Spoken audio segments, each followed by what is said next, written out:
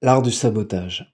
Le livre de George Orwell, 1984, est souvent cité ces dernières années. Peut-être trop d'ailleurs. Effectivement, on ne manque plus de remarquer les impressions de déjà-vu avec notre monde, quand on relit les passages sur la novlangue et la réduction du vocabulaire, qui entraîne inévitablement une réduction de la pensée. Sur Big Brother et le culte de la surveillance généralisée, sous couvert de bienveillance. Les ministères de la vérité, de l'amour, de la paix et de l'abondance. Les slogans, la guerre c'est la paix, la liberté c'est l'esclavage, l'ignorance c'est la force. Oui, c'est vrai. Les similitudes avec notre époque actuelle sont assez saisissantes. Donnez un micro à un politique, une personnalité publique, adoubée par le sérail, ou à un influenceur, et vous entendez systématiquement la même logorée, comme un vinyle rayé et grinçant.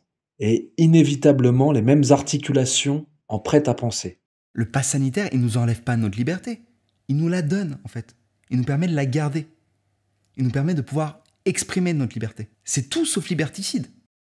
Alors pour résister à ça, on se met à brandir 1984 comme un étendard. Comme pour se convaincre qu'à nous, on ne la fait pas. Pourtant, je m'étonne de ne pratiquement jamais voir la seule réponse viable du livre face à ce monstre sans tête. La réponse, elle nous vient de Julia, le seul personnage du livre qui a véritablement compris ce qu'est cette machinerie. Disons qu'elle est la seule à avoir compris et à refuser surtout, à l'inverse d'un O'Brien, responsable du parti, qui a aussi compris, mais qui ne lutte pas. Ce qu'a compris Julia, c'est que ce monstre n'a pas de tête, et s'il n'a pas de tête, on ne peut pas le tuer. Du moins, on ne peut pas le tuer frontalement. Winston, le personnage principal, pressent cette vérité. Mais lui est encore trop naïf et trop idéaliste. C'est d'ailleurs ce qui cause la chute des deux protagonistes. Si Winston avait mieux ingéré l'approche pragmatique de Julia et avait délaissé son idéalisme inutile, probablement qu'il serait passé entre les mailles du filet. Mais justement, le contact prolongé à Winston a au contraire ramolli Julia, qui a cessé d'être vigilante face à la bête silencieuse. Dit autrement, avant la rencontre avec Winston, le personnage de Julia est le seul à véritablement lutter, utilisant la seule technique viable, vous l'avez deviné, le sabotage. C'est intéressant car on peut la voir donner de toute son énergie à valider un système qui l'entoure, au péril même de sa santé, quand elle se casse le bras. Elle donne toutes les validations nécessaires auprès du système, de manière à gagner une latitude, une marge de manœuvre. Et c'est d'ailleurs ce qui provoque le sentiment de haine spontanée vis-à-vis d'elle de la part de Winston. Mais pourtant, dès que l'occasion se présente, elle n'hésite pas à saboter. La moindre faille, elle l'exploite. Alors comme un extrait vaut mieux que de longues explications, je vais vous lire l'extrait suivant. « Comment vous appelez-vous » demanda Winston. « Julia, je connais votre nom, c'est Winston. Winston Smith. Comment l'avez-vous appris ? Je crois, chérie, que j'ai plus d'adresse que vous pour découvrir les choses. Dites-moi, qu'avez-vous pensé de moi avant le jour où je vous ai remis mon bout de billet ?» Il ne fut nullement tenté de lui mentir. Commencer par avouer le pire était même une sorte de l'holocauste à l'amour. « Je détestais vous voir, répondit-il. J'aurais voulu vous enlever et vous tuer. Tenez, il y a 2 semaines, j'ai sérieusement songé à vous écraser la tête sous un pavé. Si vous voulez réellement savoir, j'imaginais que vous aviez quelque chose à voir avec la police de la pensée. » La fille rit joyeusement. Elle prenait évidemment cette déclaration pour un tribut à la perfection de son déguisement. La police de la pensée n'avait pas réellement pensé cela. Eh bien, peut-être pas exactement, mais à cause de votre apparence générale, simplement parce que vous êtes jeune, fraîche et saine, vous comprenez, je pensais que probablement... Pensiez que j'étais un membre loyal du parti, pur en parole et en acte. Bannières, processions, slogans, jeux, sorties collectives, toute la marmelade. Et vous pensiez que si j'avais le quart d'une occasion, je vous dénoncerais comme criminel par la pensée, et vous ferais tuer. Ouais, quelque chose comme cela. Un grand nombre de jeunes filles sont ainsi, vous savez.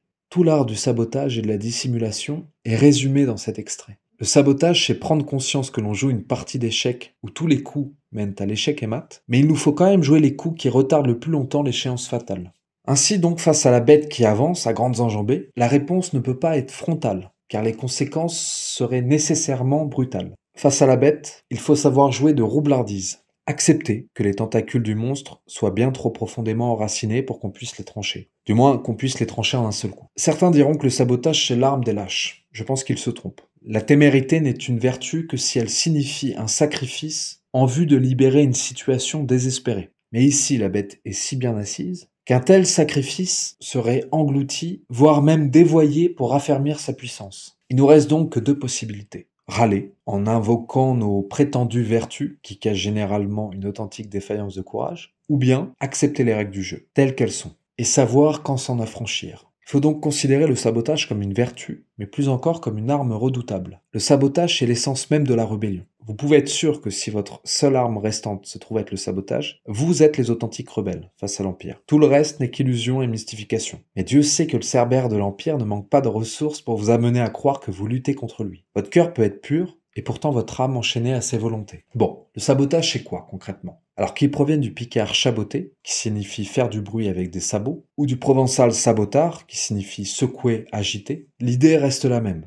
Saboter, c'est monopoliser l'attention d'une puissance infiniment supérieure à l'aide de moyens archaïques et artisanaux. C'est une attaque par le symbolique et par l'épuisement nerveux des systèmes de pouvoir. Le meilleur exemple reste celui du moustique. Il nous est pratiquement inoffensif, et pourtant son pouvoir de nuisance est tel qu'il peut faire de nos nuits un enfer. Sa puissance est précisément contenue dans sa faiblesse. C'est parce qu'il est minuscule, fragile, à peine visible, bien que bruyant, qu'il peut venir vibrer au coin de votre oreille et vous piquer le bout du nez avant même que vous n'ayez pu vous en apercevoir. Le moustique, c'est l'art total du sabotage. Quand il s'attaque à vous, il n'a aucun espoir de vaincre ou de survivre. Mais pourtant, c'est vous qui le craignez plus qu'il ne vous craint. Alors pour beaucoup, le terme sabotage évoque les résistants de la Seconde Guerre mondiale, qui faisaient sauter les trains. Et vous me direz, pourquoi promouvoir le sabotage dans un monde qui connaît pratiquement plus la guerre? C'est vrai, on voit de moins en moins d'armées en randonnion, hormis pour des conflits très localisés, et pour une raison assez simple en vérité, c'est que les conquêtes armées perdent les âmes à mesure qu'elles gagnent les territoires. Si vous gagnez la terre d'un homme qui a vu naître son père et son grand-père par la guerre, vous vous créez un ennemi pour 10 générations, et l'assurance d'un groupe qui jamais ne vous servira allégeance. En revanche, si vous pénétrez l'esprit de l'un de ces hommes, vous lui empoisonnez le cerveau jusqu'à ce qu'il renie père, mère et patrie, alors vous en faites un esclave pour toujours, car il aura sacrifié tout pour vous. Et vous renier signifierait pour lui disparaître. Voilà la guerre d'aujourd'hui, sans un seul coup de feu tiré, où l'ennemi peut tenir la main de l'allié. Alors, je sais que beaucoup d'entre vous sont déjà au fait de ces choses-là, et pourtant voir la tempête ne l'empêche pas d'advenir. Pour utiliser efficacement le sabotage, il faut déjà savoir identifier son ennemi, savoir ce que l'ennemi attend de vous,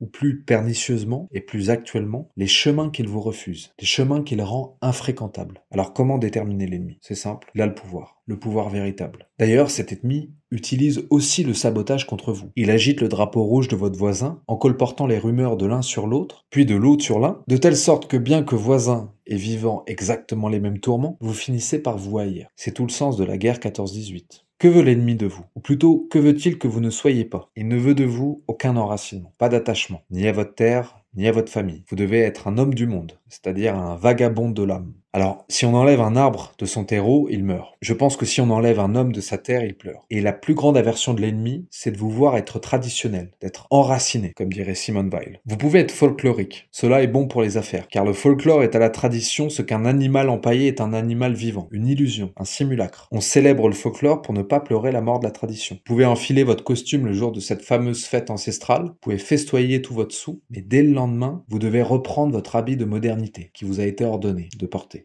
Est-ce que vous avez remarqué comme chaque camp politique, chaque lutte se prétend systématiquement anti-système et seule résistance? Même les politiques fondent leur campagne sur cette idée. Et pour cause, c'est ce que veut l'ennemi. Il veut que vous ayez l'impression d'avoir choisi la lutte qui vous est servie sur un plateau d'argent. Que vous ayez l'impression de combattre avec toute l'énergie possible contre un ennemi en vérité imaginaire. C'est là que le sabotage prend tout son sens. Dans le sabotage, pas de démonstration de force, pas de démonstration de mécontentement, surtout pas. Pas de grands discours, ni de grandes promesses. En revanche, chaque fois que l'occasion se présente de mettre un grain de sel dans la machine, on saute sur l'occasion. Prenons la situation actuelle. Vous avez été désigné pour contrôler le laisser-passer de ces gens. Voilà qu'un couple arrive. Et l'un des deux a un laissez-passer périmé. À ce moment-là, vous avez deux choix. Le premier choix, le plus évident, vous lui faites remarquer que le laissez-passer est périmé. Vous ne pouvez donc pas les laisser passer, justement. Par ce biais-là, vous perpétuez l'engrenage du système de domination. Vous validez ce système. Mais vous avez une deuxième solution. Vous pouvez avoir une absence. Bien sûr, vous ne dites pas volontairement ni explicitement que vous les laissez passer, sans laisser passer. Ce serait se trahir et révéler votre jeu. Non, non, non. Vous les laissez passer car vous avez eu une absence. Vous n'avez pas remarqué que le laisser passer était périmé. Ces gens-là auront l'impression de vous avoir bien eu. Et c'est précisément parce qu'ils auront cette impression-là que le système ne pourra pas se retourner contre vous.